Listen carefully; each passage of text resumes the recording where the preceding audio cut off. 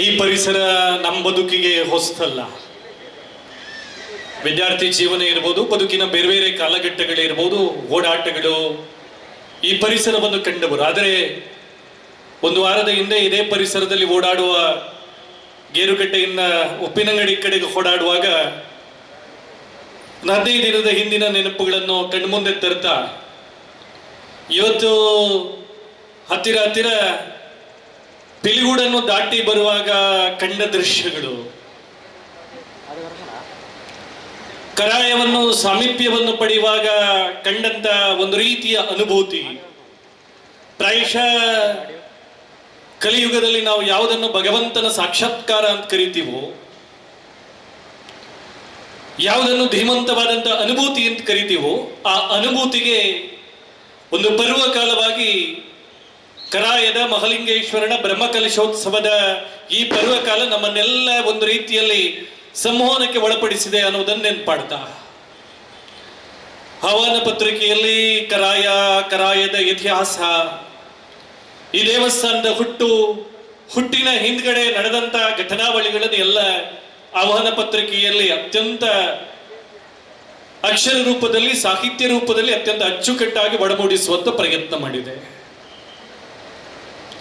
ಬಾಲ್ಯದ ದಿನಗಳಿಂದಲೂ ಹಿಡಿದು ನಮ್ಮ ಸಾಮಾಜಿಕ ಜೀವನದ ಕಾಲಘಟ್ಟದಲ್ಲೂ ಕೂಡ ಕರಾಯದ ಮಹಲಿಂಗೇಶ್ವರನ ಸಾನ್ನಿಧ್ಯಕ್ಕೆ ಬಂದು ಹೋಗ್ತಾ ಇದ್ದವರು ನಾವು. ಆದರೆ ಪೂರ್ಣವಾಗಿ ಜೀರ್ಣೋದ್ಧಾರ ಪ್ರಕ್ರಿಯೆಗೆ ಒಳಗಾಗಿ ಇವತ್ತು ಬ್ರಹ್ಮಕಲಶೋತ್ಸವದ ವಿಧಿ ನಿಯಮಕ್ಕೆ ಒಳಪಟ್ಟಂತ ಮಹಲಿಂಗೇಶ್ವರನ ಸಾನ್ನಿಧ್ಯವನ್ನು ನಾವು ಕಂಡಿಲ್ಲ. ಆದರೆ ದೂರದಿಂದಲೇ ಕಾಣುವಾಗ ಈ ದೇವಸ್ಥಾನದ ಒಂದು ಚೌಕಟ್ಟು, ದೇವಸ್ಥಾನದ ಆಕರ್ಷಣೆ, ಪ್ರಾಯಶಃ ಶ್ರದ್ಧಾ ಕೇಂದ್ರಗಳು ಹೇಗಿರಬೇಕು ಅನ್ನೋದನ್ನು ಒಂದು ಕಡೆ ನಾರಾಯಣ ಗುರುಗಳು ನೆನ್ಪಾಡ್ತಾರೆ. ಶ್ರದ್ಧಾ ಕೇಂದ್ರಗಳು ಬರೇ ಪೂಜೆ ಕೇಂದ್ರಗಳು ಮಾತ್ರ ಅಲ್ಲ, ಅದು ನಮ್ಮ ಮನಸ್ಸನ್ನು ವಿಕಾಸಗೊಳಿಸುವ, ನಮ್ಮ ಭಾವವನ್ನು ಒಂದು ರೀತಿಯಲ್ಲಿ ಐಕ್ಯಗೊಳಿಸುವ, ತನ್ಮೂಲಕವಾಗಿ ಪ್ರಕೃತಿಯ ಮಡಿಲಲ್ಲಿ ನಮ್ಮನ್ನು ಲೀನಗೊಳಿಸುವ, ನಮ್ಮನ್ನು ತನ್ಮಯಕ್ಕೆ ಕೊಂಡೋಗುವಂತ ಶ್ರದ್ಧಾ ಕೇಂದ್ರಗಳೇ ಹಿಂದೂ ಸಮಾಜದ ಹೃದಯ ಕೇಂದ್ರಗಳು ಅಂತ ಹೇಳಿದ್ರು. ಈ ಪರಿಸರವನ್ನು ನೋಡುವಾಗ ನಾರಾಯಣ ಗುರುಗಳು ಹೇಳಿದ ನೆನಪುಗಳನ್ನು ಮತ್ತೊಮ್ಮೆ ಕಣ್ಮುಂದೆ ತರ್ತೀನಿ. ಪ್ರಾರಂಭದಲ್ಲೇ ನೆನಪಡ್ಲಿಕ್ಕೆ ಇಷ್ಟಪಡ್ತೀನಿ. ಬ್ರಹ್ಮಕಲಶೋತ್ಸವ ಸಮಿತಿ ಅಧ್ಯಕ್ಷರಾಗಿರುವಂತ ಅತುಲನ್ನ ಇದ್ದಾರೆ ವೇದಿಕೆಯಲ್ಲಿ. ಎಲ್ಲ ಹಿರಿಯ ಬಂಧುಗಳೇ ಇದ್ದೀರಿ. ನನ್ನ ಬಾಲ್ಯ ಮತ್ತು ಇವತ್ತಿಗೂ ನಾನು ನನ್ನ ಮನಸ್ಸಿನಲ್ಲಿ ಒಡಮೂಡಿಸಿಕೊಂಡಿರುವ ಮತ್ತು ನನ್ನ ಕನಸು ಒಂದು, ಶ್ರದ್ಧಾ ಕೇಂದ್ರಗಳು ಬರೀ ಆರಾಧನೆ ಕೇಂದ್ರಗಳು ಮಾತ್ರ ಆಗಬಾರದು. ಅದು ಬರೇ ಪೂಜೆ ಕೇಂದ್ರಗಳು ಮಾತ್ರ ಅಲ್ಲ, ಭಜನೆ ಗಂಟೆ ನಿನಾದಗಳ ಸ್ಥಳ ಮಾತ್ರ ಆಗುವುದಲ್ಲ. ಶ್ರದ್ಧಾ ಕೇಂದ್ರಗಳು ಜ್ಞಾನ ಕೇಂದ್ರ ಆಗಬೇಕು. ನಾನು ಪ್ರಾರಂಭದಲ್ಲಿ ನಾರಾಯಣ ಗುರುಗಳನ್ನು ನೆನಪಾಡಿದ ಅದಕ್ಕೆ. ಎಲ್ಲಿ ದೇವಾಲಯಗಳನ್ನು ನಿರ್ಮಾಣ ಮಾಡ್ತೀರೋ ಒಂದ್ ಕಡೆ ನಾರಾಯಣ ಗುರುಗಳು ಹೇಳ್ತಾರೆ, ಆಧುನಿಕ ಪರಿಭಾಷೆಯಲ್ಲಿ ಅವರು ಮಾತನಾಡುವಾಗ ಹೇಳ್ತಾರೆ, ಅಲ್ಲಿ ಗ್ರಂಥಾಲಯಗಳನ್ನು ತೆರೆಯಿರಿ ಅಂತ. ಇವತ್ತು ನಾವು ಹಿಂದೂ ಸಮಾಜ ಅಂತ ಕರಿತೀವಿ, ಹಿಂದೂ ಚಿಂತನೆಗಳು ಅಂತ ಕರಿತೀವಿ, ಹಿಂದೂ ಧರ್ಮಗಳು ಅಂತ ಕರಿತೀವಿ, ಶ್ರದ್ಧಾ ಕೇಂದ್ರಗಳು ಅಂತ ಕರಿತೀವಿ.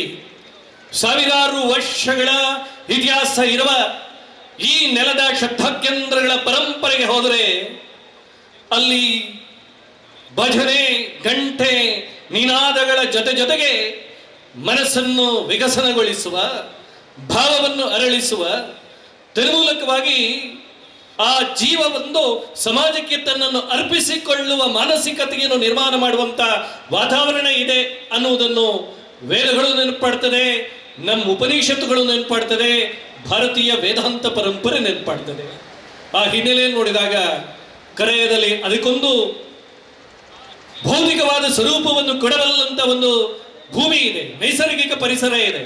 ಪ್ರಾಯಶಃ ಉಪ್ಪಿನಂಗಡಿಯಿಂದ ಗೇರುಕಟ್ಟೆ ಈ ಪರಿಸರ, ಗುರೈಂಕೆರೆವರೆಗಿನ ಪರಿಸರಕ್ಕೆ ಹೋದಾಗ ನಮಗೆ 3-4 ಭವ್ಯವಾದಂಥ ದೇವಾಲಯಗಳು ಕಂಡು, ಆ ಎಲ್ಲ ದೇವಾಲಯಗಳಿಗೆ ಇಲ್ಲದ ಒಂದು ಧೀಮಂತವಾದಂಥ ಎದುರು ಭಾಗದ ವಿಶಾಲವಾದಂಥ ಹೆದ್ದಾರಿಯ ಪಾರ್ಶ್ವದಲ್ಲಿರುವಂಥ ಒಂದು ಚೌಕಟ್ಟಿನ ನೆಲ ಇದೆ. ನಾನು ಮಾತನಾಡುವಾಗ ನಮ್ಮ ಹಿರಿಯರು ಹೇಳಿದರು, ಇವತ್ತು ನಾಗಾರ್ಜುನ ಅವರು ಬೆಂಗಳೂರಲ್ಲಿ ಕೆಲಸ ಮಾಡ್ತಾರೆ, ಜಾಗ ಸೆನ್ಸ್ ಲೆಕ್ಕದಲ್ಲಿ ಎಲ್ಲ ಮಾರಾಟ ಆಗ್ತಾ ಇಲ್ಲ, ಸ್ಕ್ವೇರ್ ಫೀಟ್ ಅಲ್ಲಿ ಮಾರಾಟ ಆಗೋದು.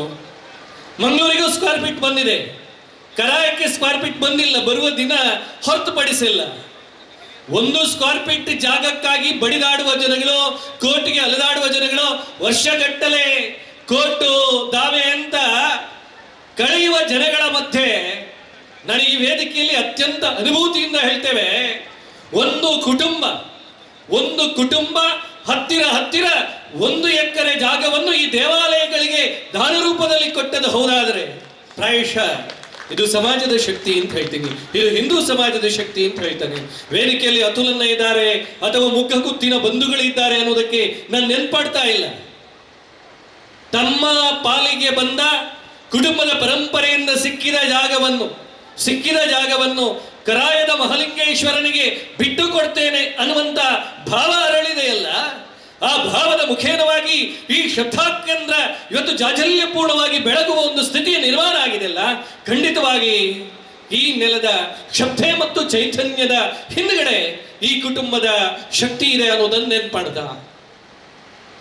ಪಾರಂಪರಿಕ ಕಾಲಘಟ್ಟದಲ್ಲಿ 3 ಮನೆತನಗಳು, ಒಂದ್ ಕಡೆ ಜೈನ ಮನೆತನ, ಇನ್ನೊಂದ್ ಕಡೆ ಬ್ರಾಹ್ಮಣ ಮನೆತನ, ಮತ್ತೊಂದ್ ಕಡೆ ಬಿಲ್ಲವ ಮನೆತನ. ಒಂದ್ ಕಡೆ ಮುಗ್ಗಾಗುತ್ತು, ಇನ್ನೊಂದ್ ಕಡೆ ಕುದುರಟ್ಟು, ಇನ್ನೊಂದ್ ಕಡೆ ಭಾವಂತ ಬೆಟ್ಟು. ನಾನು ಆಹ್ವಾನ ಪತ್ರಿಕೆಯ ಶೀರ್ಷಿಕೆಯಲ್ಲಿ ಸಾಹಿತ್ಯದಲ್ಲಿ ಗಮನಿಸ್ತಾ ಹೋಗಿದೆ. ಈ ಮೂರು ಕುಟುಂಬಗಳು ಅಂದ್ರೆ ಅವರ ವಾರಸುದಾರಿಕೆಯಲ್ಲಿ ಈ ನೆಲ ಬೆಳಗಿತ್ತು. ಕಾಲಾಂತರದಲ್ಲಿ ಬರೇ ಕರಾಯ ಅಲ್ಲ, ನಮ್ಮ ಶ್ರದ್ಧಾ ಕೇಂದ್ರಗಳು ಬೇರೆ ಬೇರೆ ಕಾರಣಗಳಿಗಾಗಿ ವಿಸ್ಮೃತಿಗೆ ಒಳಗಾಗಿದೆ. ದಾಳಿಯ ಕಾರಣಕ್ಕಾಗಿಯೂ ಆಗಿದೆ, ಆಕ್ರಮಣದ ಕಾರ್ಯಕ್ಕಾಗಿ ಆಗಿದೆ, ಅದಕ್ಕೆ ಲೆಕ್ಕಗಳಿದೆ. ಆದರೆ ಯಾವತ್ತು ಹಿಂದೂ ಸಮಾಜ ತನ್ನನ್ನು ತಾನು ಮರೆತಿತ್ತೋ, ತನ್ನ ಶ್ರದ್ಧಾ ಕೇಂದ್ರಗಳ ಕಡೆ ಮುಖ ಮಾಡುವುದನ್ನು ಮರೆತು ದಿವ್ಯವಾದಂತ ಮೌನಕ್ಕೆ ಜಾರಿದಾಗ, ತನ್ನೊಳಗಿನ ತನ್ನತನವನ್ನು ಕಳೆದುಕೊಂಡಾಗ, ಸಾವಿರಾರು ಅಲ್ಲ ಲಕ್ಷಾಂತರ ಮಠ ಮಂದಿರಗಳು, ಶ್ರದ್ಧಾ ಕೇಂದ್ರಗಳು, ಊರ್ಜಿತವಾಗಬೇಕಾದಂತ ನೆಲಗಳು ಅಧೋಪತನದ ಕಡೆಗೆ ತಲುಪಿದೆ. ಆದರೆ ನಾವು ನೆನ್ಪಿಟ್ಕೊಳ್ಬೇಕಾದ ಸತ್ಯ ಏನು ಅಂತ ಕೇಳಿದ್ರೆ, ಈ ನೆಲದ ಚೈತನ್ಯ ಏನು ಅಂತ ಕೇಳಿದ್ರೆ, ಯಾವಾಗ ಶ್ರದ್ಧಾ ಮಂದಿರಗಳು, ಯಾವಾಗ ನೆಲ, ಯಾವಾಗ ಈ ರಾಷ್ಟ್ರ ಜೀವನ ಅಧೋಗತಿಗೆ ಹೋಗ್ತಾ ಇರುವ ಕಾಲಘಟ್ಟದಲ್ಲಿ ಒಬ್ಬೊಬ್ಬ ವ್ಯಕ್ತಿಗಳಲ್ಲ, ಇಡೀ ಸಮಷ್ಟಿ ಆ ನೆಲದ ಉಜ್ಜೀವನಕ್ಕೆ, ಆ ಶ್ರದ್ಧಾ ಕೇಂದ್ರದ ಅವನತಿಗೆ ಒಳಗಾದಂತ ನೆಲವನ್ನು ಮತ್ತೆ ಔನ್ನತ್ಯದ ಕಡೆಗೆ ಕೊಂಡೋಗುವಂತ ಪ್ರಕ್ರಿಯೆಗೆ ತನ್ನನ್ನು ತೆರೆದುಕೊಂಡಂತ ಇತಿಹಾಸ ಇದೆ. ಈ ಪಾರ್ಶ್ವದಲ್ಲಿರುವಂತ ಅಣ್ಣನನ್ನು ಕರೆದು ನಾನು ಅತುಲನ್ನ ಹತ್ರ ಕೇಳಿದೆ, ಅಣ್ಣ, ಈ ರೀತಿಯ ಒಂದು ಭವ್ಯವಾದಂತ ದೇವಾಲಯದ ನಿರ್ಮಾಣ, ಶ್ರದ್ಧಾ ಕೇಂದ್ರದ ಜೀರ್ಣೋದ್ಧಾರ, ಇವತ್ತಿನ ಬ್ರಹ್ಮಕಲಶೋತ್ಸವ, 13ನೇ ತಾರೀಕಿಗೆ ನಡೆದಂತ ಬ್ರಹ್ಮ ರಥವ ಈ ನೆಲಕ್ಕೆ ಆಗಮಿಸುವುದನ್ನು ನೀವು ಕಣ್ಣಾರೆ ಕಂಡ್ರು ನಾವು ಮಾಧ್ಯಮಗಳಲ್ಲಿ ನೋಡಿದೀವಿ, ಸಾಮಾಜಿಕ ಜಾಲತಾಣಗಳಲ್ಲಿ ನೋಡಿದ್ದೇವೆ. ಒಂದು ನೆಲದ ಶ್ರದ್ಧಾ ಕೇಂದ್ರಕ್ಕೆ ಬ್ರಹ್ಮರಥ ಬಂದದನ್ನು ನಾವು ಕೇಳಿದ್ದೇವೆ, ನೋಡಿದ್ದೇವೆ. ಒಂದು ಸಮಯದ ಹಿಂದೆ ಸುಬ್ರಹ್ಮಣ್ಯಕ್ಕೆ ಈ ಬ್ರಹ್ಮರಥ ಬಂದಾಗ ಇಡೀ ನಾಡಿನಲ್ಲಿ ಸುದ್ದಿಯಾದದನ್ನು ಕೇಳಿದ್ದೇವೆ ನಾವು. ಆದರೆ ಕರಾಯದಂತ ಒಂದು ಸಾಮಾನ್ಯ ಪರಿಸರಕ್ಕೆ ಕುಂಬಾಶಿಯಲ್ಲಿ ನಿರ್ಮಾಣಗೊಂಡಂತ ಬ್ರಹ್ಮರಥ ಗುರೈಂಕೆರೆಯನ್ನು ದಾಟಿ, ಕಲ್ಲೇರಿಯನ್ನು ದಾಟಿ, ಆ ದೇವಸ್ಥಾನದಲ್ಲಿ ಒಂದು ರೀತಿಯ ಪೂಜೆಗೆ ಒಳಪಟ್ಟು ಹತ್ತಿರ 7,000ಕ್ಕೂ ಅಧಿಕ ಜನಗಳು ಭವ್ಯವಾದಂತ ಶೋಭಾಯಾತ್ರೆಯಲ್ಲಿ ಈ ಬ್ರಹ್ಮರಥವನ್ನು ಸ್ವೀಕಾರ ಮಾಡಿ ಈ ದೇವಾಲಯದ ಪರಿಸರಕ್ಕೆ ಕೊಂಡೊಯ್ದ ಪ್ರಕ್ರಿಯೆ ಇದೆಯಲ್ಲ, ಪ್ರಾಯಶಃ ಆ ಪ್ರಕ್ರಿಯೆ ಹಿಂದೆ ಈ ಮಣ್ಣಿನ ಮಿಡಿತ ಇದೆ. ಅದಕ್ಕೋಸ್ಕರ ಅಣ್ಣನ ಕೇಳಿದೆ, ಈ ಕ್ರಿಯೆಯಲ್ಲಿ ಭಾಗಿಯಾದವರು ಎಷ್ಟು? ಸಾಮಾನ್ಯವಾಗ ನಾವು ಮಾತನಾಡುವಾಗ ನಾವು ಉಲ್ಲೇಖ ಮಾಡ್ತೀವಿ, ಪೇಪರಲ್ಲಿ ಅವರ ಹೆಸರನ್ನು ಓದ್ತೀವಿ, ಬಾಜೆ ಭಜಂತ್ರಿಗಳನ್ನು ಮಾಡ್ತೀವಿ, ಸನ್ಮಾನಗಳನ್ನು ಮಾಡ್ತೀವಿ. ಆದರೆ ದೀಪ ಉರಿಯುವುದು ಮಾತ್ರ ಕಾಣುವುದು ನಮಗೆ, ದೀಪ ಉರಿಯುವುದು ಮಾತ್ರ ಕಾಣುವುದು. ದೀಪವನ್ನು ಉರಿಸಿದಂತ ಬೆಂಕಿ ಕಟ್ಟಿಗಳು ನಮ್ಮ ಕಣ್ಣಿಗೆ ಬರಲ್ಲ. 16 ವರ್ಷಗಳ ಕನಸು, 16 ದಿನಗಳ ಶ್ರಮದ ಹಿಂದ್ಗಡೆ, ಈ ದೇವಾಲಯದ ಉಜ್ಜೀವನದ ಹಿಂದೆ ಇಡೀ ಕರಾಯ ಗ್ರಾಮದಲ್ಲಿ ಎಷ್ಟು ಮನೆಗಳು ಇದೆ ಅಂತ ಕೇಳುವಾಗ 560 ಮನೆಗಳು. ಆ 560 ಮನೆಗಳ ಬಂಧುಗಳು ಸೇರಿ, ನಾನು ಇವತ್ತು ಅಭಿಮಾನದಿಂದ ಹೇಳ್ತೇನೆ, ಅತ್ಯಂತ ಹೆಮ್ಮೆಯಿಂದ ಹೇಳ್ತೇನೆ, ಒಂದು ಗ್ರಾಮದ ಬಂಧುಗಳು ಹತ್ತಿರ 2.5 ಕೋಟಿಗೂ ಅಧಿಕ ಧನವನ್ನು ತನ್ನ ನೆಲದಲ್ಲೇ ಸಂಗ್ರಹ ಮಾಡಿ, ತನ್ನ ನೆಲದಲ್ಲೇ ತಮ್ಮ ಮನೆಯಂಗಳದಲ್ಲೇ ಸಂಗ್ರಹ ಮಾಡಿ ದೇವಾಲಯಕ್ಕೆ ಒಂದು ಅರ್ಪಿಸಿದ ಪ್ರಕ್ರಿಯೆ ಇದೆಯಲ್ಲ, ಪ್ರಾಯಶಃ ಇದನ್ನು ರಾಮಕಾರ್ಯ ಅಂತ ಕರೆದಿದ್ವಿ. ಇದನ್ನು ನಾವು ನಮ್ಮ ಪಾರಿಭಾಷಿಕ ಶಬ್ದದಲ್ಲಿ ಕರಸೇವೆ ಅಂತ ಕರಿತೀವಿ. ಈ ನೆಲೆಯಲ್ಲಿ ಈ ನೆಲದ ಔನ್ನತ್ಯ, ಈ ಮಂದಿರದ ಔನ್ನತ್ಯ. ನಾನು ಬರುವಾಗ ಪ್ರಭಾಕರಣ್ಣ ಇದ್ರು, ಬೆಳಿಗ್ಗೆ ಬೇರೆ ಸಂದರ್ಭದಲ್ಲಿ ಜಯಾನಂದನ ಹತ್ರ ಮಾತಾಡಿದೆ. 70 ವರ್ಷಗಳಾಯಿತು ರಥೋತ್ಸವ ನಡೆಯದೆ. ಹೇಳಿದರು, ಎಂತ ಕನಸುಗಳಿರ್ಬೋದು, ಎಂತ ಮಾನಸಿಕತೆ ಇರ್ಬೋದು. ಭಕ್ತ ಕೋಟಿ ಹಿರಿಯರಿದ್ದಾರೆ, ವೇದಿಕೆಯಲ್ಲಿ ಹಿರಿಯರಿದ್ದಾರೆ. ಬಾಲ್ಯದಿಂದ ಕಂಡಂತ ರಥೋತ್ಸವ ಅಂದ್ರೆ ಭಗವಂತ ಜನಗಳ ಮಧ್ಯೆ ಬೆರೆಯುವ ಅಪೂರ್ವವಾದಂತ ಕಾಲಘಟ್ಟ. ಅದು ವರ್ಷದಲ್ಲಿ ಒಂದು ಬಾರಿ ಮಾತ್ರ ಅವಕಾಶ. ಭಗವಂತ ಜನಗಳ ಮಧ್ಯೆ ರಥದಲ್ಲಿ ವಿರಾಜಮಾನನಾಗಿ ಜನಗಳನ್ನು ಭಕ್ತರನ್ನು ನೋಡುವಂತ ಅವಕಾಶ. ಆ ಅವಕಾಶ 70 ವರ್ಷಗಳಲ್ಲಿ ನಮಗೆ ಸಿಗದಿದ್ರು ಇವತ್ತು ಕರಾಯ ಪರಿಸರದ ಜನ ಇದೇ ಮನೆಯಂಗಳದಲ್ಲಿ ಹುಟ್ಟಿ ಬೆಳೆದ ಬಂದು ಅತುಲ್ ಮತ್ತು ಅವರ ತಂಡದ ಮುಖೇನವಾಗಿ ಒಂದು ಬ್ರಹ್ಮರಥವನ್ನು ಅರ್ಪಣೆ ಮಾಡ್ತಾ ಈ ವರ್ಷದ ಜಾತ್ರೋತ್ಸವದಲ್ಲಿ ರಥೋತ್ಸವವನ್ನು ಕಾಣುವಂತ ಭಾಗ್ಯದ ಕಲ್ಪನೆಗಳು. ದೇವಾಲಯಗಳು ಅಂದಾಗ ನಮ್ಮ ಆಗಮನ ರಾಜದ್ವಾರದಲ್ಲಿ, ಅದನ್ನು ರಾಜಗೋಪುರ ಅಂತ ಕರಿತೀವಿ. ಅದು ಹೆಬ್ಬಾಗಿಲು ದೇವಾಲಯ. ಇದು ಅಂತ ಹೆಬ್ಬಾಗಿಲಿನ ನಿರ್ಮಾಣ, ರಾಜಗೋಪುರದ ನಿರ್ಮಾಣ, ರಾಜಗೋಪುರವನ್ನು ದಾಟಿ ಮುಂದೆ ಹೋಗಬೇಕಾದ್ರೆ ದೇವಸ್ಥಾನದ ಪರಿಕಲ್ಪನೆಯಲ್ಲಿ ಕೊಡಿಮರಗಳು ಕಾಣ್ತಾರೆ. ಪ್ರತಿ ಜಾತ್ರೋತ್ಸವಗಳು ನಡೆದಾಗ ಕೊಡಿ ಏರುವುದನ್ನು ನಾವು ಕೇಳ್ತೀವಿ. ಅಂತ ಹೊಸ ಕೊಡಿಮರ, ಅದರ ನಿರ್ಮಾಣ, ಅದನ್ನು ದಾಟಿ ಮುಂದೆ ಹೋಗುವಾಗ ತೀರ್ಥ ಮಂಟಪವನ್ನು ದೇವಾಲಯದಲ್ಲಿ ಕಾಣ್ತೀವಿ. ಅಂತ ನವೀಕೃತ ಅಲ್ಲ, ಹೊಸದಾಗಿ ನಿರ್ಮಾಣಗೊಂಡಂತ ತೀರ್ಥ ಮಂಟಪ. ಆ ತೀರ್ಥ ಮಂಟಪಕ್ಕೆ ಮೇಲ್ಛಾವಣಿ, ಇಡೀ ದೇವಾಲಯಕ್ಕೆ ಹೊಸದಾದಂತ ಮೇಲ್ಛಾವಣಿ, ರಾಜಗೋಪುರಕ್ಕೆ ಮೇಲ್ಛಾವಣಿ. ಪ್ರಾಯಶಃ ಒಂದು ಜೀರ್ಣೋದ್ಧಾರ ಪ್ರಕ್ರಿಯೆ ಜೊತೆಗೆ ಬ್ರಹ್ಮಕಲಶದ ಭಾಗ್ಯವನ್ನು ಕಾಣುವ ದೇವಾಲಯಕ್ಕೆ ಈ ರೀತಿಯ ಹೊಸತನಗಳು, ಈ ರೀತಿಯ ನವೀನತೆಯ ಹೊಸತನಗಳು ಪ್ರಾಯಶಃ ಇಡೀ ಜಿಲ್ಲೆಯಲ್ಲಿ ಒಂದು ಅಪೂರ್ವವಾದಂತ ಕಾಲಘಟ್ಟದಲ್ಲಿ ಕರಾಯದಲ್ಲಿ ನಡೆದಿದೆ ಅನ್ನೋದನ್ನು ನೆನಪಾಡ್ತಾರೆ. ಬಂಧುಗಳೇ, ನಾನು ಧರ್ಮ ಜಿಜ್ಞಾಸೆಯನ್ನು ಮಾಡುವ ಕೆಲಸ ಮಾಡ್ತಾ ಇಲ್ಲ. ಬೇರೆ ಬೇರೆ ಸನ್ನಿವೇಶದ ಕಾರಣಕ್ಕಾಗಿ ಇವತ್ತು ಜನಗಳು, 1000ಕ್ಕೂ ಮಿಕ್ಕ ಜನಗಳು ಬೇರೆ ಬೇರೆ ಕೆಲಸದಲ್ಲಿದ್ದಾರೆ.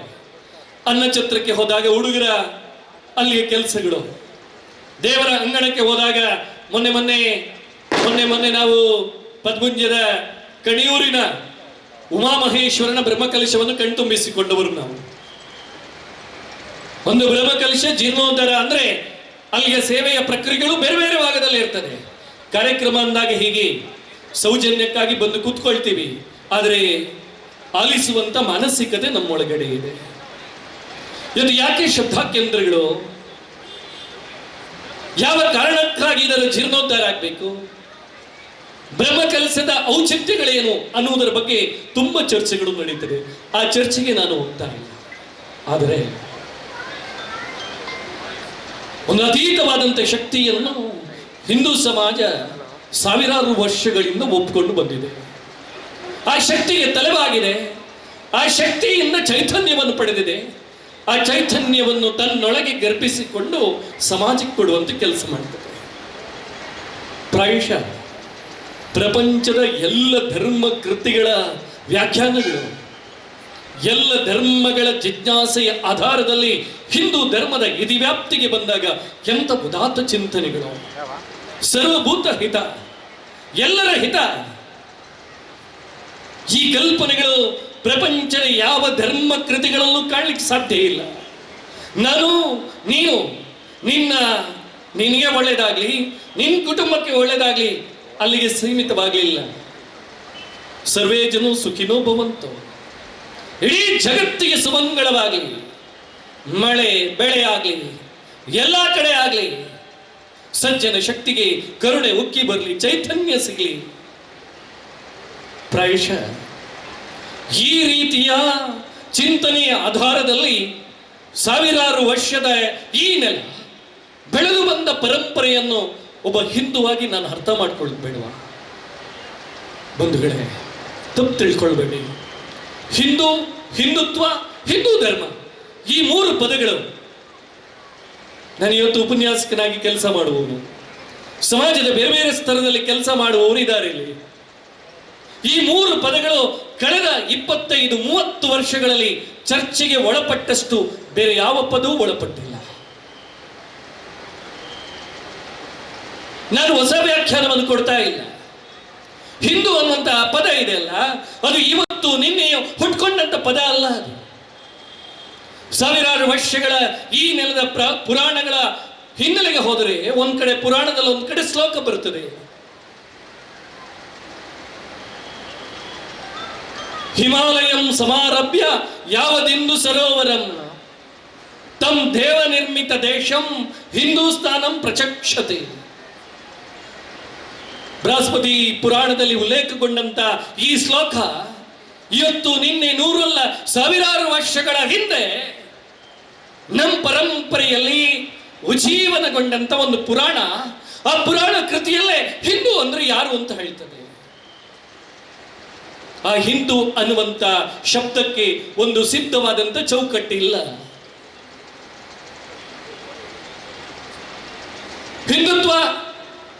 ಹಿಂದುತ್ವ ಅಂದ್ರೆ ಅದು ಬರೀ ಕೇಸರಿ ಅಲ್ಲ. ಹಿಂದುತ್ವ ಅಂದ್ರೆ ಹಣೆಯೊಳಗಿನ ಮರೆ ನಾಮ ಮಾತ್ರ ಅಲ್ಲ.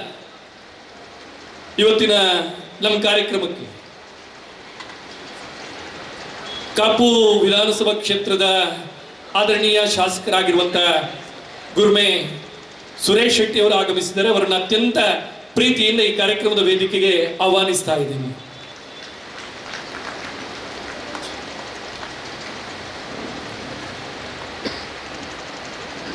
ಬಂಧುಗಳೇ,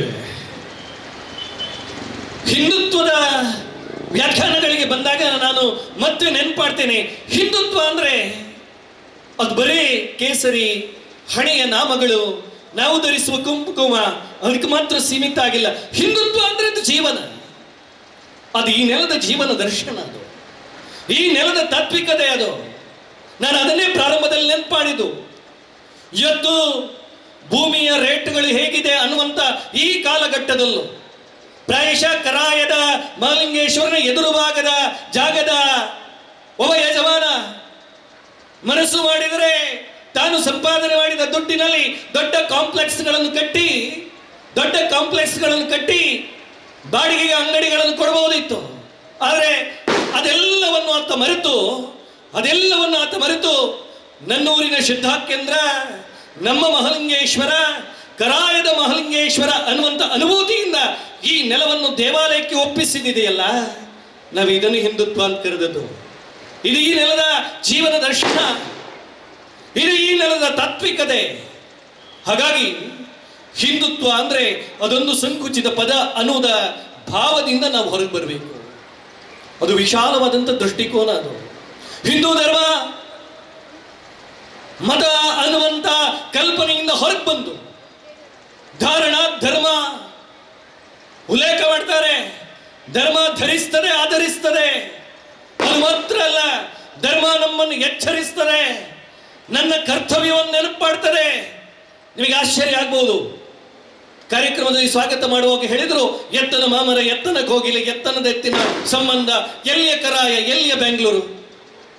ವೇದಿಕೆಯಲ್ಲಿ ನಾಗಾರ್ಜುನ ಇದ್ದಾರೆ.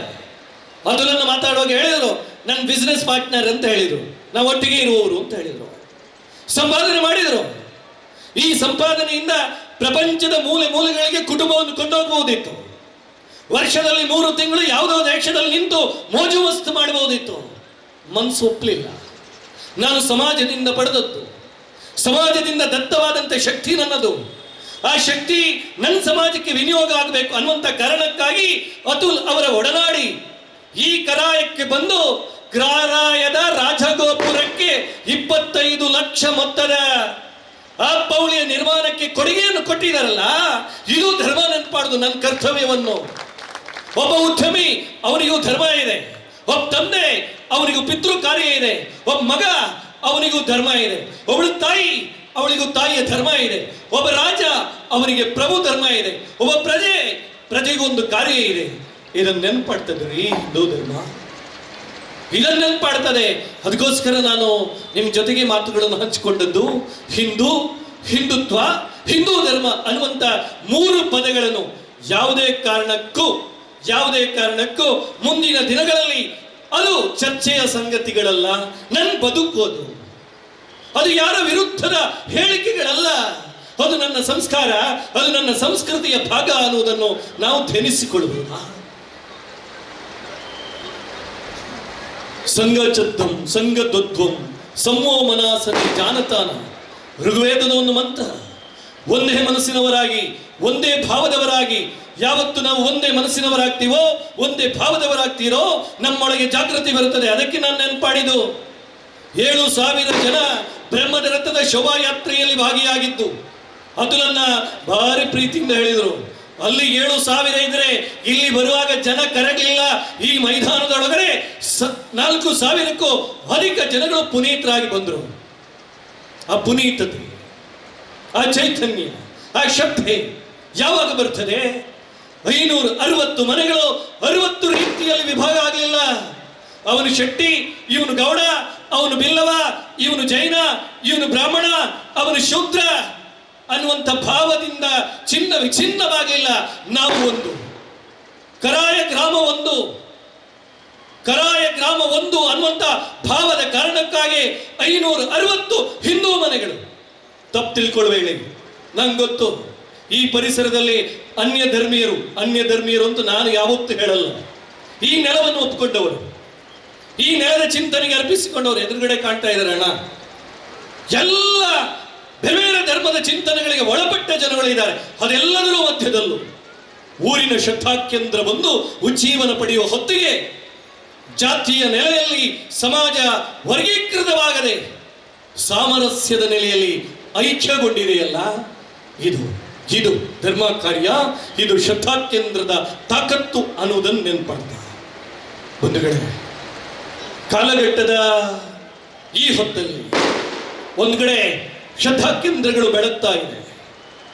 ಆದರೆ ನಮ್ಮ ಶ್ರದ್ಧೆಯ ಹೃದಯ ಕೇಂದ್ರಗಳು ಬೆಳಗುವ ಅತ್ಯಂತ ಅನಿವಾರ್ಯವಾದಂಥ ಕಾಲಘಟ್ಟದಲ್ಲಿ ಇದ್ದೇವೆ. ಬ್ರಹ್ಮಕಲಸದ ಕಾರಣಕ್ಕಾಗಿ 16 ದಿನ ಇಲ್ಲಿ ದುಡಿದಿದ್ದೇವೆ, 16 ದಿನ ಇಲ್ಲಿ ಬೆರೆದಿದ್ದೇವೆ. ಆದರೆ ನಾಳೆಯ ದಿವಸ ಬ್ರಹ್ಮಕಲಶ ಕಳೆದು ನಾನು ನನ್ನ ಮನೆಯಂಗಳಕ್ಕೆ ಹೋದಾಗ, ನನ್ನ ಕುಟುಂಬ ಜೀವನಕ್ಕೆ ಹೋದಾಗ, ನನ್ನ ಸಮಾಜ ಜೀವನಕ್ಕೆ ಹೋದಾಗಲೂ ಈ ಪ್ರೇರಣೆಯಿಂದ ಕಳಚಿಕೊಳ್ಳಬಾರದು. ಹಿಂದೂ ಸಮಾಜದ ದೊಡ್ಡ ಶಕ್ತಿ ಯಾವುದು ಅಂತ ಕೇಳಿದರೆ ಕುಟುಂಬ ಜೀವನ. ಆದರೆ ಆ ಕುಟುಂಬ ಜೀವನ ಇವತ್ತು ಯಾವತ್ತು ವಿಚ್ಛಿನ್ನವಾಗಿದೆಯೋ ಅವತ್ತು ಶ್ರದ್ಧಾಕೇಂದ್ರಗಳು ಅಧೋಗತಿಗೆ ಬಂದಿದೆ. ನಾನು ಹೇಳಿದನ್ನು ನೀವು ನೆನಪಾಡಬೇಕಾಗಿಲ್ಲ. ಈ ನೆಲದ ಪರಂಪರೆ, ಈ ನೆಲದ ಇತಿಹಾಸ, ಈ ಎರಡನ್ನು ನೀವು ಕಣ್ಮುಂದೆ ತಂದ್ರೆ ಯಾವತ್ತು ನಾವು ಮನೆಯಲ್ಲಿ ಒಟ್ಟಾಗ್ಲಿಲ್ವೋ, ಕುಟುಂಬದಲ್ಲಿ ಒಟ್ಟಾಗ್ಲಿಲ್ವೋ, ಸಮಾಜದಲ್ಲಿ ಒಟ್ಟಾಗ್ಲಿಲ್ವೋ, ಆವಾಗ ಎಲ್ಲ ಅಧೋಗತಿ ಕಡೆ ಬಂದಿದ್ದೀವಿ. ಹಾಗಾಗಿ ಜೀರ್ಣೋದ್ಧಾರ ಅನ್ನುವಂಥದ್ದು ಕರಾಯದ ಮಹಲಿಂಗೇಶ್ವರನಿಗೆ ಸಂಬಂಧಪಟ್ಟ ಜೀರ್ಣೋದ್ಧಾರ ಮಾತ್ರ ಅಲ್ಲ, ಅದು ನನ್ನ ಮನೆಯಂಗಳದ ಚಿಂತನೆಯ ಜೀರ್ಣೋದ್ಧಾರವೂ ಆಗಬೇಕು. ಜೀರ್ಣೋದ್ಧಾರ ಪ್ರಕ್ರಿಯೆಯಲ್ಲಿ ನಡೆದಂತ ಬ್ರಹ್ಮ ಕಲಶೋತ್ಸವದ ಕಲಶಾಭಿಷೇಕ ಅನ್ನುವಂಥದ್ದು ಮಹಲಿಂಗೇಶ್ವರನ ಮುಕುಡಕ್ಕೆ ಅರ್ಪಿಸಿದ ಕಲಶ ಮಾತ್ರ ಆಗಬಾರದು, ನನ್ನ ಹೃದಯ ಅನ್ನುವಂಥ ಕಲಶವನ್ನು ಶುಚಿ ಮಾಡುವ, ಶುದ್ಧ ಮಾಡುವ, ಆ ಮುಖೇನವಾಗಿ ಒಂದು ವೈಶಾಲ್ಯವಾದಂಥ ಸಾಮಾಜಿಕ ಸಾಮರಸ್ಯದ ಬದುಕಿಗೆ ತೆರೆದುಕೊಳ್ಳುವ ಒಂದು ಮಾನಸಿಕತೆಯನ್ನು ನಿರ್ಮಾಣ ಮಾಡುವಂಥ ಪ್ರಕ್ರಿಯೆ ಆಗಲಿ. ಆ ಪ್ರಕ್ರಿಯೆಗೆ ಕರಾಯದ ಮಹಲಿಂಗೇಶ್ವರನ ದೇವಸ್ಥಾನ, ಮಹಲಿಂಗೇಶ್ವರನ ಸಾನ್ನಿಧ್ಯ ನಮಗೆಲ್ಲ ಚೈತನ್ಯವನ್ನು ಕೊಡಲಿ ಅನ್ನೋದನ್ನು ನೆನಪಾಡ್ತಾ, ವೇದಿಕೆಯಲ್ಲಿ ನನ್ನೂರಿನ ಹಿರಿಯರಿದ್ದಾರೆ, ನನ್ನ ಬಾಲ್ಯದಿಂದ ಕಂಡವರು ಜನಾರ್ದನ ಪೂಜಾರಿ ಅವರಿದ್ದಾರೆ, ಅವರ ಮನೆ ಮಂದಿ, ಅವರ ಮಕ್ಕಳು ಇದ್ದಾರೆ, ಅಕ್ಕನೂ ಇದ್ದಾರೆ. ಇಲ್ಲಿ ಈ ಪರಿಸರದಲ್ಲೇ ಹುಟ್ಟಿ ಬೆಳೆದವರು, ಈ ಪರಿಸರದಲ್ಲಿ ಹುಟ್ಟಿ ಬೆಳೆದು ಈ ನೆಲದ ಚೈತನ್ಯದ ಅಡಿಯಲ್ಲಿ ಬೆಳೆದು ನಿಂತವರು. ಎಂದು ವೇದಿಕೆಯಲ್ಲಿ ಹೇಮಂತಣ್ಣ ಇದ್ದಾರೆ, ಮೈಸೂರಿನಲ್ಲಿ ಉದ್ಯಮ ಜೀವನವನ್ನು ತೆರೆದುಕೊಂಡವರು. ಆದರೆ ಇವತ್ತಿಗೂ ನಾನು ಈ ವೇದಿಕೆಯಲ್ಲಿ ಇದನ್ನು ಯಾಕೆ ನೆನಪಾಡ್ತೀನಿ ಅಂತ ಕೇಳಿದರೆ, ದೇವಾಲಯಗಳ ಶಕ್ತಿ ಏನು, ಶ್ರದ್ಧಾಕೇಂದ್ರಗಳ ಶಕ್ತಿ ಏನು ಅಂತ ಕೇಳಿದರೆ, ಅದು ತನ್ನ ಮಣ್ಣಿಗೆ ಮತ್ತೆ ಮತ್ತೆ ತನ್ನನ್ನು ಕರೆಯುತ್ತದೆ. ನೀನು ಮೈಸೂರಲ್ಲೇ ಇರು, ನೀನು ಬ್ಯಾಂಗ್ಳೂರಲ್ಲೇ ಇರು, ನೀನು ಎಲ್ಲೇ ಇರು, ಆದರೆ ನನ್ನ ನೆಲದಲ್ಲಿ ಶಕ್ತಿಯ ಕೆಲಸಗಳಾದಾಗ ಆ ಬಂಧುಗಳು ಅದೆಲ್ಲವನ್ನು ತ್ಯಜಿಸಿ ಮನೆಯಂಗಳಕ್ಕೆ ಬರ್ತಾರೆ. ಇದು ನಮ್ಮಂಥವರಿಗೆ ಪ್ರೇರಣೆ ಆಗಬೇಕು. ಆ ಪ್ರೇರಣೆ ಅಡಿಯಲ್ಲಿ ನಾವು ಬೆಳಿಬೇಕು. ಈ ಪ್ರೇರಣೆಗೆ ಪ್ರತಿ ಸಂದರ್ಭವನ್ನು ನಾವು ನೆನ್ಪಾಡಬಹುದು. ಅದನ್ನೇ ನಮ್ಮ ಹಿರಿಯರು ಪದೇ ಪದೇ ನೆನ್ಪಾಡೋದು ರಾಮಕಾರ್ಯ ಅಂತ. ರಾಮಕಾರ್ಯ ಅಂದಾಗ ಅಯೋಧ್ಯೆಯ ರಾಮನೇ ನೆನಪಡಬೇಕಾಗಿಲ್ಲ. ರಾಮಕಾರ್ಯ ಅಂದಾಗ ಈ ನೆಲದ ಆದರ್ಶದ ಸಾಂಸ್ಕೃತಿಕ ಪ್ರತಿರೂಪವಾಗಿರುವಂತಹ ರಾಮನ ನೆನಪು ಬರಲಿ. ಇಡೀ ರಾಮಕಾರ್ಯವನ್ನು ಒಮ್ಮೆ ಕಣ್ಮುಂದೆ ತರಿಸಿಕೊಳ್ಳಿ. ಅಲ್ಲಿ ಯಾರಿದ್ರು? ಅಲ್ಲಿ ಅಯೋಧ್ಯೆಯ ಸೈನಿಕರಿದ್ರ ರಾಮಕಾರ್ಯದಲ್ಲಿ? ಅಥವಾ ಯಾವುದೋ ನೀವು ಇಕ್ಷಾಕು ವಂಶ ಅಂತ ಕರಿತೀರೋ ಆ ಇಕ್ಷಾಕು ವಂಶದ ಯೋಧ ಪರಂಪರೆ ಇತ್ತ? ಅವರು ಯಾರೂ ಇರಲಿಲ್ಲ. ರಾಮ ಕಾರ್ಯಕ್ಕೆ ಬಂದಾಗ ರಾಮನ ಜೊತೆಗೆ ಕೈ ಜೋಡಿಸಿದವರು ವಾನರರು. ರಾಮ ಕಾರ್ಯ ಬಂದಾಗ ರಾಮನ ಕಾರ್ಯಕ್ಕೆ ಕೈ ಜೋಡಿಸಿದ್ದು ವಾನರರು ಒಂದು ಕಡೆ. ಆದರೆ ಪಕ್ಷಿ ಸಂಕುಲ ನೆನ್ಪಾಡಿ. ಸೀತೆಯ ಅಪಹರಣ ನಡೀತದೆ. ಅಪಹರಣ ನಡೆದಾಗ ಜಟಾಯು ತಡೆದ ರೀತಿ ಒಂದು ಕಡೆ. ಆದರೆ ಹನುಮ ಲಂಕೆಯಲ್ಲಿ ಸೀತೆಯನ್ನು ಹುಡುಕಿ ಎಲ್ಲಿಯೂ ಸಿಗದಿದ್ದಾಗ ಸೀತೆ ಇರುವ ತಾಣವನ್ನು ತೋರಿಸಿಕೊಟ್ಟದ್ದು ಚಂಪಕ, ಜಟಾಯುನ ಸಹೋದರ. ಅಂದ್ರೆ ರಾಮ ಕಾರ್ಯ ಅಂದಾಗ ಒಂದ್ ಕಡೆ ಮಾನವರು, ಇನ್ನೊಂದ್ ಕಡೆ ಮಂಗಗಳು, ಇನ್ನೊಂದ್ ಕಡೆ ಪಕ್ಷಿಗಳು. ನೆನ್ಪಾಡಿ, ಎಂತ ಸಾಮರಸ್ಯದ ಭೂಮಿಕೆ ಅಲ್ಲಿದೆ. ರಾಮನನ್ನು ಕಾಣಬೇಕು, ರಾಮನಿಂದ ಪುನೀತವಾಗಬೇಕು ಅಂತ ಕನಸು ಕಂಡವಳು ಶಬರಿ. ಇವತ್ತಿನ ನಮ್ಮ ಜ್ಞಾನ ಪರಿಭಾಷೆಯಲ್ಲಿ ಮಾತನಾಡುವುದಾದ್ರೆ ಅತ್ಯಂತ ತಳವರ್ಗದ, ನಿಮ್ನ ವರ್ಗದ ಯಾರನ್ನು ನೀವು ಅತ್ಯಂತ ಕೆಳಸ್ತರದವರು ಅಂತ ಕರಿತೀರೋ ಆ ಕೆಳಸ್ತರಕ್ಕೆ ಸೇರಿದ ಶಬರಿ. ರಾಮ ಬರ್ತಾನೆ ಅಂತ ಖುಷಿ ಪಟ್ಲು. ಕೊಡಬೇಕು ಅಂದಾಗ ಏನೂ ಇಲ್ಲ, ಇದ್ದದ್ದು ಹಣ್ಣು. ಹಾಗಂತೇಳಿ ಹಣ್ಣು ತೊಳೆದಿಟ್ಟ ಹಣ್ಣಲ್ಲ, ಆಕೆ ತಿಂದಿಟ್ಟ ಹಣ್ಣು.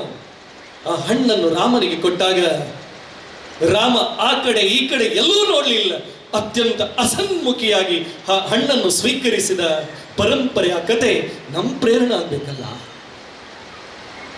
ನಾನು ಜಾತಿಯ ಬಗ್ಗೆ ಯೋಚನೆ ಮಾಡುವಾಗ, ನಾನು ಸಮುದಾಯದ ಬಗ್ಗೆ ಯೋಚನೆ ಮಾಡುವಾಗ ಅದೆಲ್ಲವನ್ನು ಮರೆತು ನನ್ನೂರಿನ ಶ್ರದ್ಧಾಕೇಂದ್ರ ನನ್ನ ಕಣ್ಮುಂದಿಗೆ ಬಂದಾಗ ರಾಮನ ಚಿಂತನೆಗಳು, ರಾಮನ ಆದರ್ಶಗಳು, ಆ ಪರಂಪರೆ ನನ್ನ ಕಣ್ಮುಂದೆ ಕಾಣಬೇಕು. ಆ ಕಂಡಾಗ ಮಾತ್ರ ಒಂದು ಧರ್ಮ ಕೇಂದ್ರ, ಒಂದು ಶ್ರದ್ಧಾ ಕೇಂದ್ರ ಬೆಳಗ್ತದೆ. ಅದಕ್ಕೆ ವರ್ತಮಾನದ ಜ್ವಲಂತ ಸಾಕ್ಷಿ. ಎಷ್ಟು ಚಂದದ ಚಿಂತನೆ ಇದೆ ಪುಸ್ತಕದಲ್ಲಿ. ನನಗೆ ಹೆಚ್ಚು ಓದ್ಲಿಕ್ಕೆ ಆಗ್ಲಿಲ್ಲ. ಕರಾಯ, ಕರ, ಆಯ, ಆ ಪದದ ವಿಂಗಡಣೆಗಳನ್ನು ನೋಡಿ. ಇನ್ನೊಂದು ಕಾಲಮಾನದಲ್ಲಿ ಕುಂಬಾರರ ಮನೆತನ ಇದ್ದಂತೆ. ಕುಂಭಗಳನ್ನು ಮಾಡ್ತಾ ಇದ್ರು, ಜೋಡಿಸ್ತಾ ಇದ್ರು. ಕೊನೆಗೊಂದು ಕುಂಭವನ್ನು ಎತ್ತಿಡಬೇಕು, ಮೇಲೆ ಬರಲೇ ಇಲ್ಲ. ಗುತ್ತಿನ ಮನೆಗಳಿಗೆ ಹೋದ್ರು, ಹಸ್ರಣ್ಣನ ಮನೆಗೆ ಹೋದ್ರು, ಎಲ್ಲರೂ ಬಂದ್ರು, ಪ್ರಾರ್ಥನೆ ಮಾಡಿದ್ರು, ಎತ್ತಿಟ್ರು, ಯಾರಿಗೂ ಆಗಲಿಲ್ಲ. ಆದರೆ ಮರು ದಿವಸ ಬರುವಾಗ ಆ ಕರ ಸಂಪೂರ್ಣವಾಗಿ ದ್ರವರೂಪವನ್ನು ಪಡೆದಾಗ ಎಲ್ಲರೂ ಉದ್ಗಾರ ಮಾಡಿದರಂತೆ, ಎಂಚಿನ ಕರ ಅದೇ ಕರಾಯ. ನೋಡಿ, ಆ ಮನೆತನ ಇವತ್ತು ಹೇಳ್ತಾರೆ, ನಿಮ್ಮ ಆಹ್ವಾನ ಪತ್ರಿಕೆಯ ಸಾಹಿತ್ಯದಲ್ಲಿದೆ. ಇವತ್ತಿಗೂ ಆ ಮನೆತನ ಇಳಂತಿಲದಲ್ಲಿದೆ. ಆ ಪರಂಪರೆ. ಅವರೇನಾದ್ರೂ ಶುಭ ಕಾರ್ಯ ಬೇಕಾದ್ರೆ ಕುದುರೊಟ್ಟಿಗೆ ಬಂದು ಆ ಮನೆತನದ ಜೊತೆಗೆ ಇವತ್ತಿಗೂ ಬೆಸುಗೆಯ ಸಂಬಂಧ ಇತ್ತು. ನಾನು ಅದನ್ನು ಹೇಳಿದ್ದು ನಿಮಗೆ. ಹಿಂದೂ ಸಮಾಜ ಅಂದಾಗ ನಮ್ಮನ್ನು ಇವತ್ತು ಅವಹೇಳನ, ಲೇಪನ ಯಾಕೆ ಮಾಡ್ತಾರೆ ಅಂತ ಕೇಳಿದ್ರೆ, ಹಿಂದೂ ಅವನು ಜಾತಿಯ ನೆಲೆಯಲ್ಲಿ ವರ್ಗೀಕೃತನಾಗಿದ್ದಾನೆ. ಇಲ್ಲರಿ, ಸಾವಿರಾರು ವರ್ಷದ ಈ ನೆಲದ ಪರಂಪರೆಗೆ ಬಂದಾಗ ಜಾತಿಯ ಚಿಂತನೆಗಳು ನಮ್ಮ ಹತ್ರ ಇರಲಿಲ್ಲ. ವರ್ಣ ಇತ್ತು. ಆ ವರ್ಣ ವ್ಯವಸ್ಥೆ ಯಾಕಿತ್ತು ಅಂತ ಕೇಳಿದ್ರೆ, ಒಂದು ಸಮಾಜ ಜೀವನ ವ್ಯವಸ್ಥಿತವಾಗಿ ನಡಿಬೇಕು ಅಂತ. ದುರಂತ ಅಂದ್ರೆ ಯಾವಾಗ ಮನುಷ್ಯ ಭೌತಿಕ ಸಂಸ್ಕೃತಿ, ನಾಗರಿಕತೆಗೆ ತೆರೆದುಕೊಂಡು ಅವನೊಳಗೆ ಸಣ್ಣತನ ಕಾಡಿತ್ತೋ ಅದು ಜಾತಿಯಾಗಿ ವರ್ಗೀಕರಣಗೊಂಡಿತ್ತು, ದುರಂತವಾಗಿ, ಶಾಪವಾಗಿ ಮಾರ್ಪಟ್ಟಿತ್ತು. ಆದರೆ ಆ ಶಾಪದ ಮಧ್ಯೆಯೂ, ಆ ದುರಂತದ ಮಧ್ಯೆಯೂ ನಾವು ಒಂದು ಸಮಾಜವಾಗಿ ಬೆರೆಯುವ ಅಪೂರ್ವ ಅವಕಾಶಗಳು ನಮಗೆ ಸಿಕ್ಕಿದ್ದು ಶ್ರದ್ಧಾಕೇಂದ್ರಗಳಲ್ಲಿ. ಶ್ರದ್ಧಾಕೇಂದ್ರ ಉಜ್ಜೀವನಗೊಂಡಾಗ ಆ ನೆಲ ಔನ್ನತ್ಯವನ್ನು ಪಡೀತದೆ ಅಂತ ನಾನು ಹೇಳಲಿಲ್ಲ. ಪುರಾಣವು ಹೇಳಿದೆ, ಇತಿಹಾಸವು ಹೇಳಿದೆ, ವರ್ತಮಾನವು ನಮ್ಮ ಕಣ್ಮುಂದೆ ಇದೆ ಅನ್ನೋದನ್ನು ನೆನಪಾಡುತ್ತಾ ಅಂಥ ಆದಿಭೌತಿಕ ಪರಂಪರೆಯ ಈ ನೆಲ ಇನ್ನಷ್ಟು ಔನ್ನತ್ಯವನ್ನು ಪಡೆಯಲಿ. ಅತುಲನ್ನ ದುಡಿದ ತನ್ನ ದುಡಿಮೆಯ ಹೇಳ್ತಾ ಇದ್ರು, ನನ್ಗೆ ಗೊತ್ತಿಲ್ಲ, ನಾನು ಲೆಕ್ಕ ಕೇಳಲಿಕ್ಕೆ ಹೋಗ್ಲಿಲ್ಲ. ಒಬ್ರು ಹೇಳ್ತಾ ಇದ್ರು, ಅತುಲನ್ನ ಕಡಿಮೆ ಪಕ್ಷ ಬ್ರಹ್ಮ ರಥಕ್ಕೋಸ್ಕರ ಹತ್ತಿರ 40 ಲಕ್ಷಕ್ಕೂ ಅಧಿಕ ದುಡ್ಡನ್ನು ವಿನಿಯೋಗ ಮಾಡಿದ್ದಾರೆ ಅಂತ. ನಾನು ಇಲ್ಲಿ ಅವರನ್ನು ಕೊಂಡಾಟದ ಕೆಲಸಕ್ಕೆ ಹೋಗ್ತಾ ಇಲ್ಲ. ಆ ಮನಸ್ಸು ನಿರ್ಮಾಣ ಆಗ್ಬೇಕಲ್ಲ, ಆ ಮಾನಸಿಕತೆ ನಿರ್ಮಾಣ ಆಗ್ಬೇಕಲ್ಲ. ಆ ಮಾನಸಿಕತೆಯನ್ನು ನಿರ್ಮಾಣ ಮಾಡುವಂಥ ಶಕ್ತಿ ಭಗವಂತನ ನೆಲೆಗಿದೆ. ಆ ನೆಲೆ ಇವತ್ತು ಉಜ್ಜೀವನ ಆಗಿದೆ. ಆ ಉಜ್ಜೀವನಗೊಂಡ ಪರಂಪರೆ ಇಡೀ ಕರಾಯದ ಗ್ರಾಮಕ್ಕೆ ಒಂದು ಅಧಿಭೌತಿಕವಾದಂಥ ಶಕ್ತಿಯನ್ನು ಕೊಳ್ಳಿ ಅಂತ ಹೇಳ್ಕೊಳ್ತಾ ಈ ಸಂದರ್ಭದಲ್ಲಿ ನಿಮ್ಗೆಲ್ಲ ಒಂದಿಸ್ತಾ ನಾನು ಮಾತು ಮುಗಿಸ್ತೀನಿ. ನಿಮ್ಮೂರಿನ ಸುದ್ದಿ ಕಾರ್ಯಕ್ರಮಗಳ ವರದಿಯನ್ನ ನಾವು ಬಿತ್ತರಿಸಲಿದ್ದೇವೆ. ಈ ಕೆಳಗಿನ ನಂಬರನ್ನು ಸಂಪರ್ಕಿಸಿ.